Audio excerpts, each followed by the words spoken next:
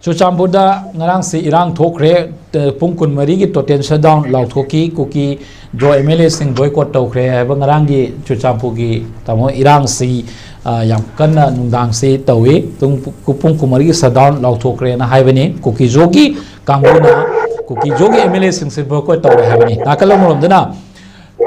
thadau impina chema thadori madungi matungina nemsana thadau ama oina leptuna manipur gi integrity nga u haibani ro pau ani si akoina yamna munna akoina sum nainaba yaba wafam oina khale deputy chief minister nemsa kibjena thadau ama oina chap chana firep leptuna manipur gi territorial integrity nga u haina thadau MP manipur na fondoli thadau MP manipur gi joint general secretary Mangjau Thadongna Thador Paserol Amada Thadok Tribe ki ahanba member ama oina nemsak kibjen bu miya Manipur gi deputy chief minister oina appoint tawpa asimang Thadok MP Manipur na hainingai leitena thagapa phongdok le habni thaw nakala mohamdana kuki zo MLA singna kuki zo gi manungda salle haidana nemsa se boycott tawrini nemsa da natana support tawriba kangbu singsigi mayukta maroina nemsa na deputy CM post se lawrak pasida Ladiba Hogi Chuchampuda Yam Chauna Irang Tui Mamang Dedi Thadau Inpina Kukisi Thadau Amoina Leptuna Thadau Amoina Haibasi Haki the Bamale Ladiba Anisi Yanakanda Oiraliba Fiumsi Kariane Tamo Yimbi Masi Hojikta Mana Deputy Same Oirakanda Thadau Niadan Thadau Impina Thadropani Masiso Asingba Tasena Nemsak Kibzensi Thadau Mani Habasi Mamang dadi haide irang yamna kallingi matam dadi haujita irang khara nemdara ena khanba deputy CM pera kanda hairakpani nakalam romna kuki jo MLA singna nemcha si deputy CM oira kanda oikre haidana irang hawraktana total shutdown lauthoini tamo kariyana yengbe ai tamo kaina thabim kanone hajita chu ikhona hai hebado kogi kuki haibaside kogi British ki matamda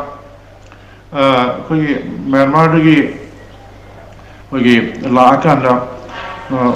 kogi kuli oina kogi porter oina season ramba dugumba kanone makoida asdagi British na kauhiba adugumba kuli kogi porter singa duda kuki hena thonji bane arum port puba helper oina lerambane ba kogi matam duda kogi British ki matamda kogi awangba singsang asida polum puba adagi moi mateng pangba adagi Hongzong war gi matam da su kogi British ki lamio ne helper oina leramba dugumba kogi porter kuli hai tare ko adai kuki hai bane du haji kuki hai ba se taseng ma tribe ma kogi leite ha ai knowledge de ko ai kan ai wakalon da kogi thado mar wifi adagi kogi simte paite ma koi mayam se pulla kan da kogi kuki hai ba keno se ma min je thon bi wani ado haji lamjatang